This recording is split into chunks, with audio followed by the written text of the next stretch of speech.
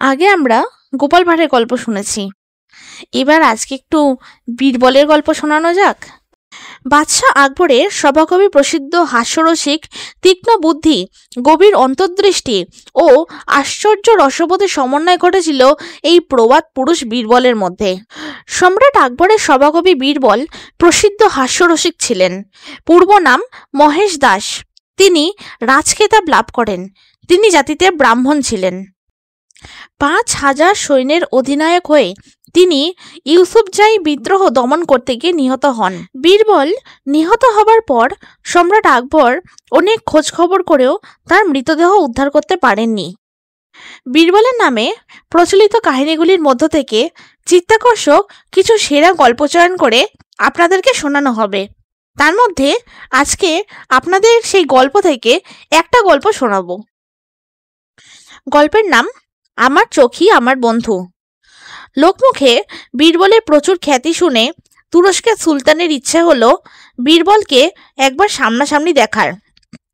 আকবর বাদশাকে তাই একটি ব্যক্তিগত পত্র পাঠালেন। তিনি লিখলেন, জনশ্রুতি, আপনার প্রধানমন্ত্রী বীরবল বড়ই বিদ্বান, জ্ঞানবান, প্রতিভাবান, স্পষ্টবক্তা, সুরসিক ও সুবক্তা।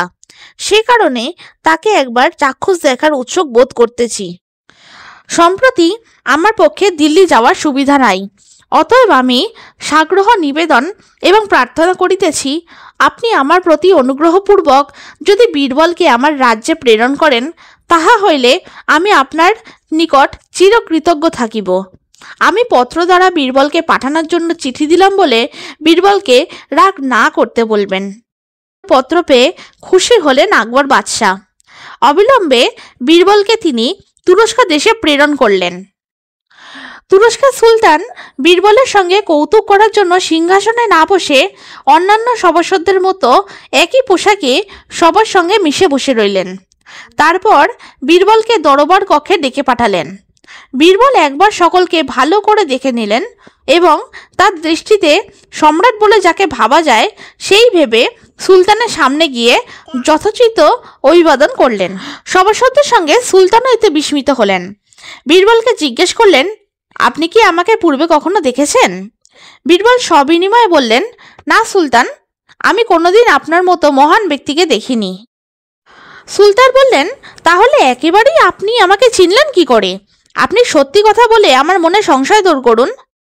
বীরবল স্মিত হেসে বললেন, আমি প্রবেশ করেই দেখলাম হুজুরের দৃষ্টি ইতস্তত এদিক ওদিক ঘুরে বেড়াচ্ছে, কিন্তু আর সবার দৃষ্টি আপনার মুখের উপর নিবদ্ধ, তাতেই আপনাকে চিনতে পারলাম আমি। বীরবলের বিচক্ষণতায় সকলেই মুগ্ধ হলেন। সুলতান খুশি হয়ে যথোচিত পুরস্কারে পুরস্কৃত করলেন বীরবলকে। সুলতান মনে মনে ভাবলেন, কেন সম্রাট বীরবলকে এত ভালোবাসেন। এই জন্যই গল্পের নাম আমার চোখই আমার বন্ধু। কারণ বীরবল যে শুধু হাসাতে পারে তেমনটা না, বীরবলের যে দূরদৃষ্টি সম্পন্ন যে চক্ষু, তা দিয়েই বোঝায় বীরবল কতটা বিজ্ঞ ব্যক্তি ছিলেন।